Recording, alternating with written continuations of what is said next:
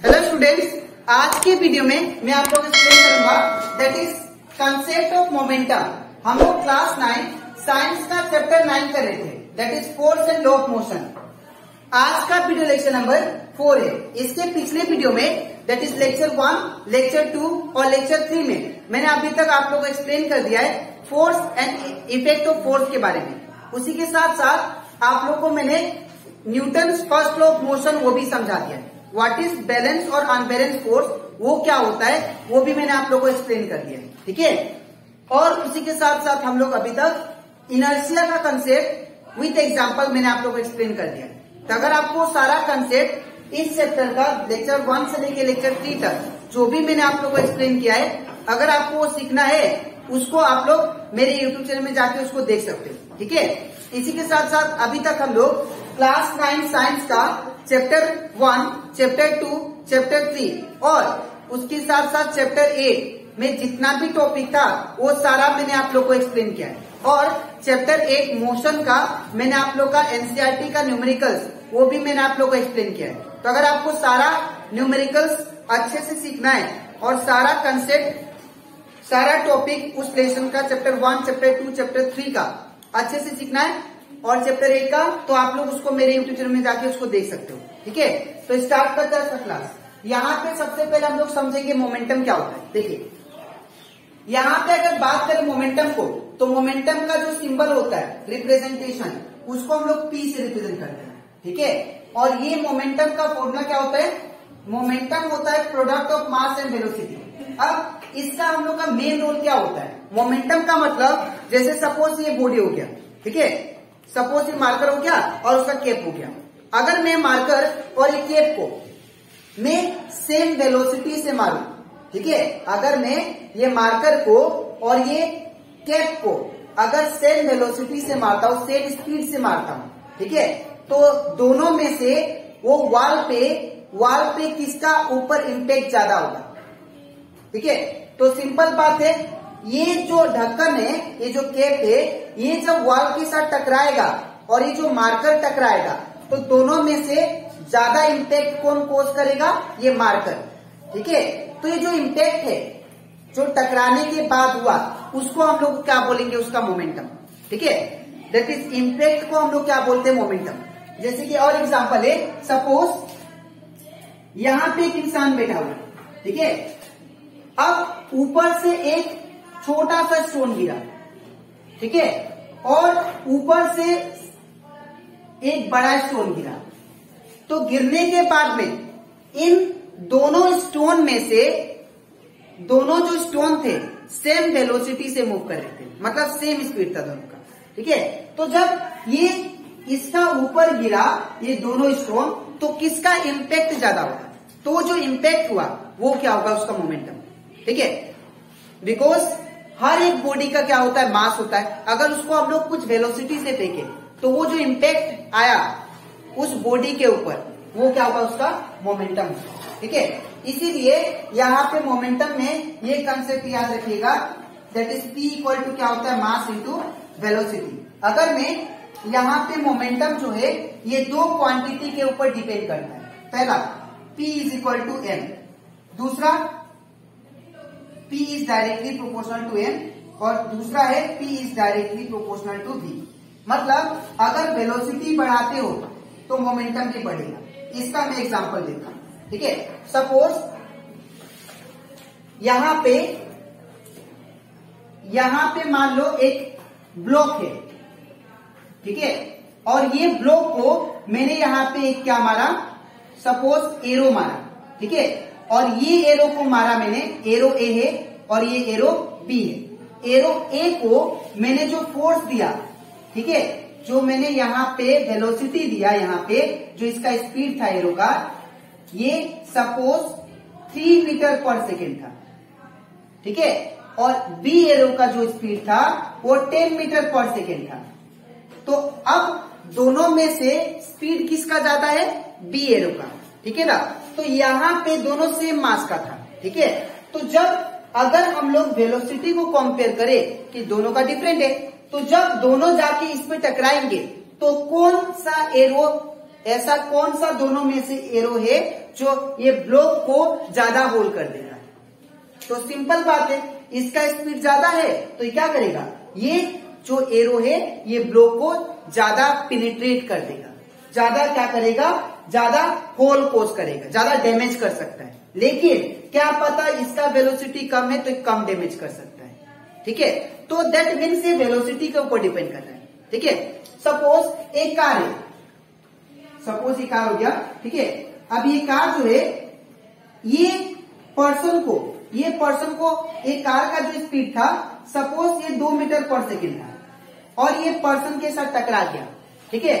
In the same way एक दूसरा car है, ठीक है, इसका जो वेलोसिटी है वो 20 मीटर पर सेकेंड है, ठीक है। तो इन दोनों कार में से ये पर्सन को कौन सा ज्यादा डैमेज कर सकता है? ऑब्वियसली दैट इज ये वाला कार। क्यों? बिकॉज इसका वेलोसिटी ज्यादा है, इसका स्पीड ज्यादा है। तो ये जब टकराएगा ऑब्जेक्ट के साथ तो क्या पता वो ऑब्जेक्ट को ज्यादा डैमेज कर सकता है। ये जो डैमेज हुआ, ये जो इम्पैक्ट हुआ उसके ऊपर, ऑब्जेक्ट के ऊपर, उसी को हम लोग क्या बोलते हैं, मोमेंटम, ठीक है। तो मोमेंटम पहला बात ये वेलोसिटी के ऊपर डिपेंड करता है।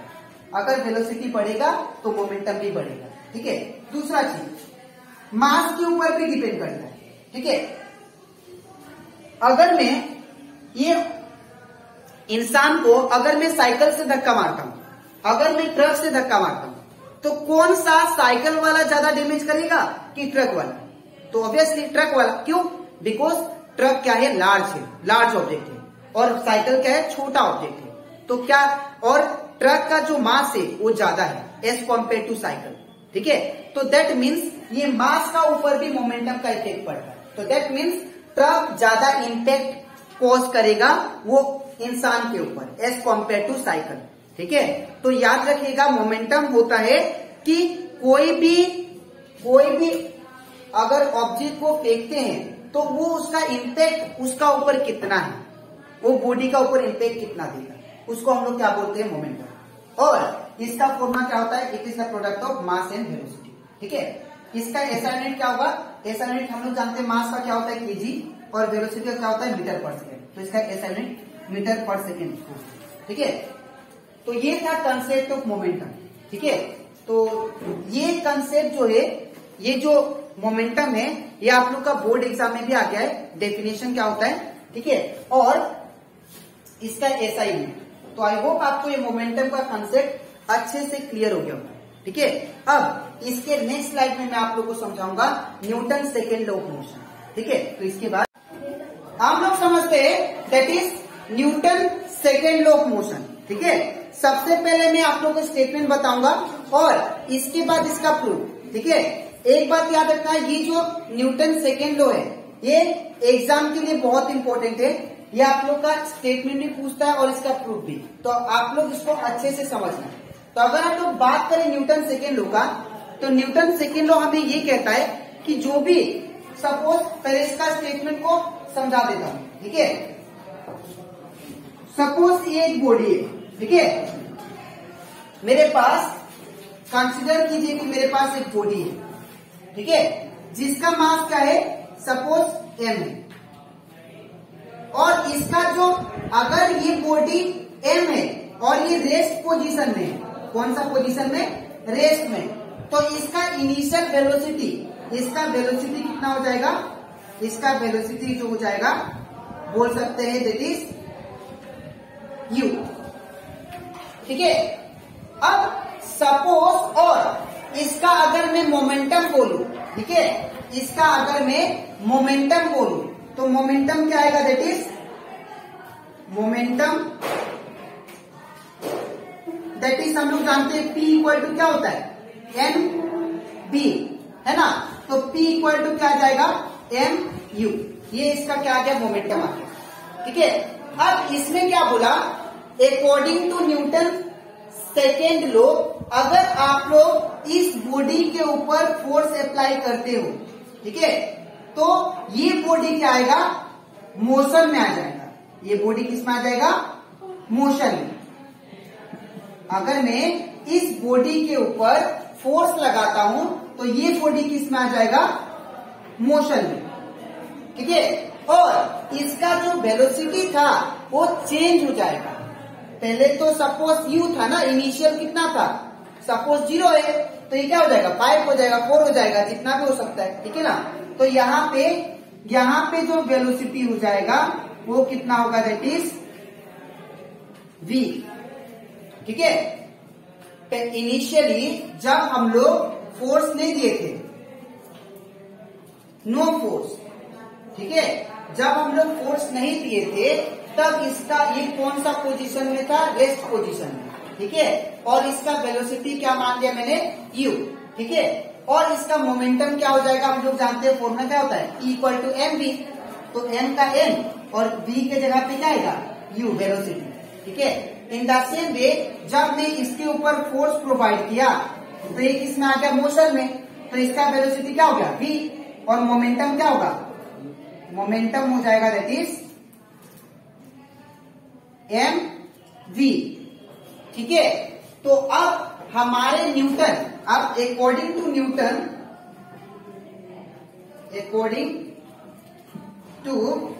न्यूटन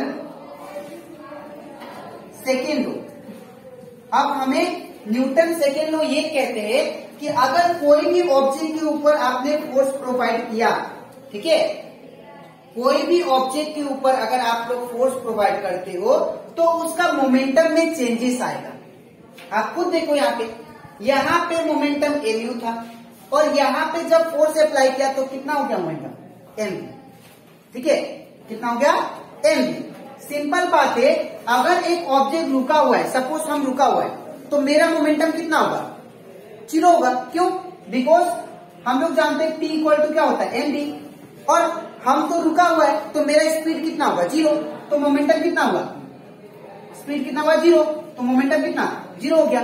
लेकिन अगर मैं चल रहा हूं, अगर मुझे किसी ने पीछे से फोर्स लगाया और फोर्स लगाने के बाद में मैं चलने लगा, तो मेरा मोमेंटम शायद, सपोज जो फोर्स अप्लाई किया, जो धक्का दिया, जो स्पीड दिया, वो मेरा 2 है, सपोज 2 है, ठीक है। तो यहाँ पे क्या हो जाएगा, momentum mv, that is P=m, velocity कितना हो गया मेरा, मुझे जो धक्का दिया था, जो स्पीड दिया था, रफ्तार दिया था, वो कितना है, 2 मीटर पर सेकेंड, सपोज, ठीक है। तो यहाँ पे क्या हो जाएगा, इंटू 2, दैट इज P कितना आ गया, 2m। तो यहाँ पे देखिए आपको P=0 और P=2m, मोमेंटम में चेंजेस आए कि नहीं, ठीक है। तो हमारे न्यूटन जो सेकेंड लॉ थे, न्यूटन जो साइंटिस्ट थे, उन्होंने ये बताया कि अगर आप लोग ऑब्जेक्ट के ऊपर फोर्स लगाते हो तो उसका मोमेंटम में चेंजेस आएगा।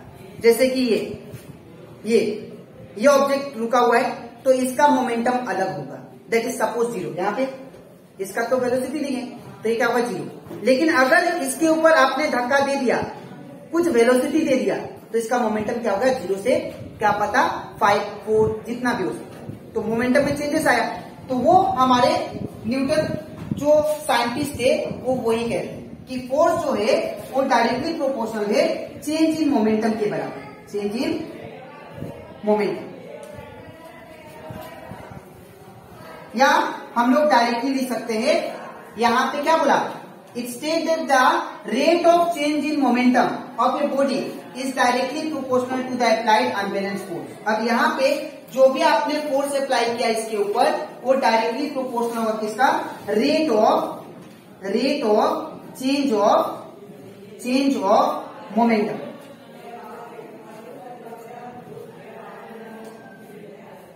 मैं फिर से एक्सप्लेन कर रहा हूं।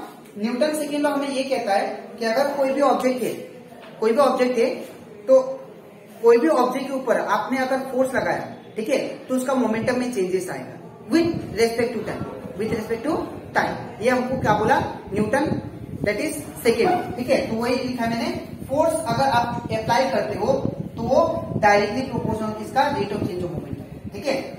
नेक्स्ट सिंपल बात है।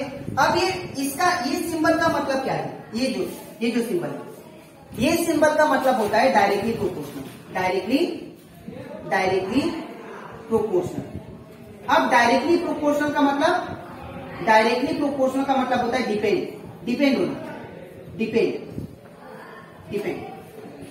कहने का मतलब सिंपल बात है, यहां पे अगर ऑब्जेक्ट यहाँ पे दो ऑब्जेक्ट है, एक ए ऑब्जेक्ट है, एक बी ऑब्जेक्ट है, ठीक है। यहां से आपने 10 न्यूटन का फोर्स दिया, 10 न्यूटन फोर्स, ठीक है, और बी ऑब्जेक्ट को आपने 50 न्यूटन फोर्स दिया। फोर्स कितना दिया? 50 न्यूटन, ठीक है। तो कौन सा बॉडी में ज्यादा मोमेंटम होगा? ऑब्वियसली बड़ा वाला में, जिसमें ज्यादा फोर्स दे रहे हैं आप लोग उसमें मोमेंटम ज्यादा होगा, ठीक है। तो मतलब जो चेंज इन मोमेंटम है वो किसके ऊपर डिपेंड करेगा? फोर्स के ऊपर, वो हमारे न्यूटन सेकेंड है। That is rate of change, the rate of change of momentum of a body is directly proportional to the applied unbalanced force, ठीक है।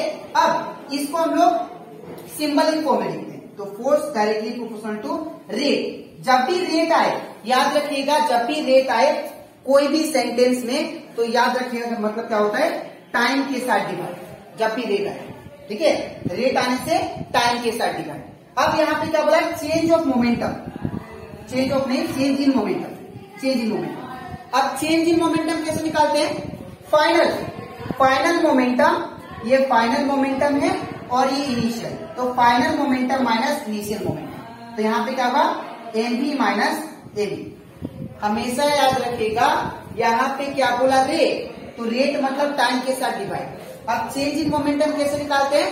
फाइनल जो मोमेंटम होगा उसको पहले लिखना है, माइनस इनिशियल मोमेंटम जो होगा उसको बाद में लिखना है, ठीक है। इसके बाद यहाँ पे फोर्स डायरेक्टली, अब ये जो साइन जब हटता है, ठीक है, तो यहाँ पे कांस्टेंट टर्म आता है जिसको हम लोग के बोलते हैं, ठीक है। और एक के क्या है? एक के जो है इसको हम लोग बोलते हैं फोर्स कांस्टेंट, ठीक है। अब ये प्रोपोर्शनल साइन हटा, तो प्रोपोर्शनल से जब इक्वल में आप लोग लिखोगे तो प्रोपोर्शनल के जगह पे के आता है, याद रखिएगा, ठीक है। और यहाँ पे क्या बचा? mv minus AV by T, ठीक है। और यहाँ पे के क्या लिखा आपने? के क्या है? फोर्स कांस्टेंट, ठीक है।